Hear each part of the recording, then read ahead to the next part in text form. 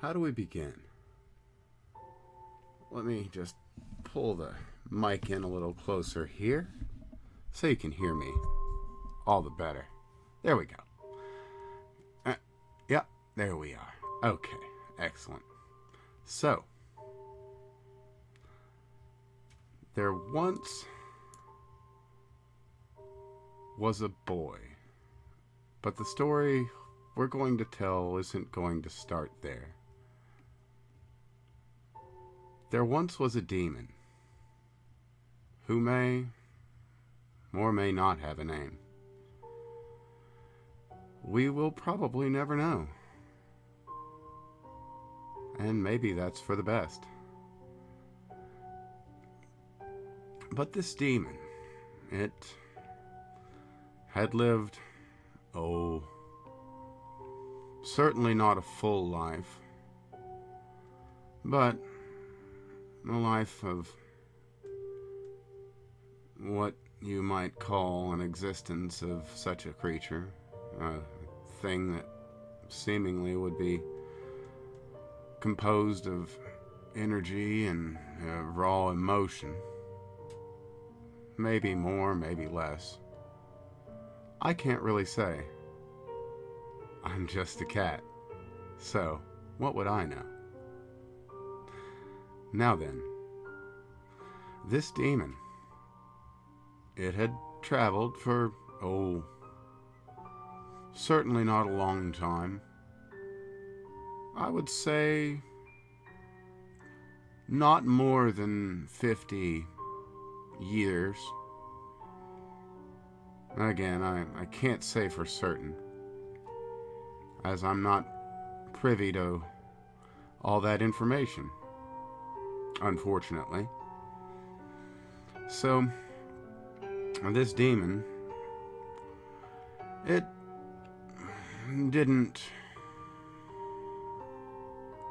do much. I don't know what all. Again, information I'm just not privy to.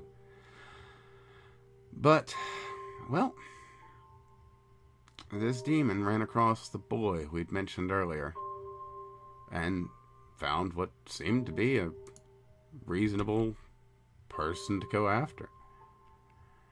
And the boy was in a strange state. And so the demon found a host, as it were. And as is the nature of things, the demon did what the demon does, and whispered in the ear, and tried to take things here and there, little things and big things where possible, drive barbs and make pain. And then, over time, the boy, being who he was, came not precisely to resent this, but more to recognize it for what it was. That would be an accurate portrayal. So, the boy, in what you might call a state of anger, duress, and resentment isn't the word.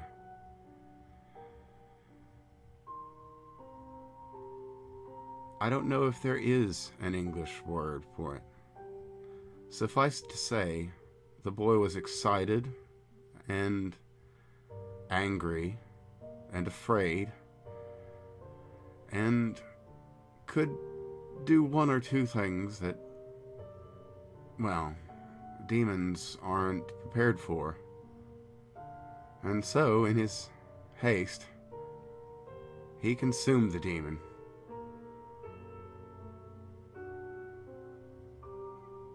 And in doing so, he did not steal his soul. He didn't even lose it. But he brought something along. Something complicated. Something that he would have to carry with him for a long time. Something that's very hard for anyone or anything to come to grips with. Like an alien inside your own brain. But it's not a voice outside like it was before. But it's not your voice either. And so the boy grew to be a man. For many years he fought this thing that he'd consumed. Then, after time, he was finally strong enough to push it all down. All of it. And be in control once again. Perhaps one day the boy, now the man, will know the name of that demon. If that demon doesn't have a voice anymore, and it isn't, that demon is but a memory. I wonder of whom else. There's a question that we will certainly have to ponder. Well, I was just stricken by the memory of this story, and felt it would be a good one to share with you. So, I hope you've enjoyed this vague little tale, and draw what inferences you will. They are there to be drawn. Suffice it to say, the boy, now a man, is free from those shackles. And he is better for it. Though, I will say this, from knowing this story, it's not one that many would be keen to repeat. So, if you're ever given the option of consuming a demon, perhaps just kick it out. That might be easier in the long run. What more I can say? The boy spent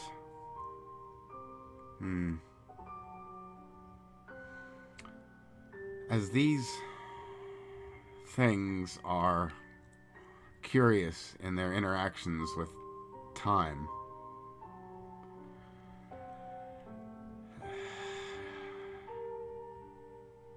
it went back to before the event happened and stretched long after. But I guess, hey, you know, if you want to give something a shot that's horrifyingly dangerous and runs the risk of, you know, burning down your soul and everything that's you, maybe give it a shot. But I wouldn't. It's probably not the wisest plan. So, stay safe. And remember, there's more to the world than the simple things. Anyway, all my heart, all my love, and I'll see you all again very soon. Cut at less than 10 minutes because I don't care.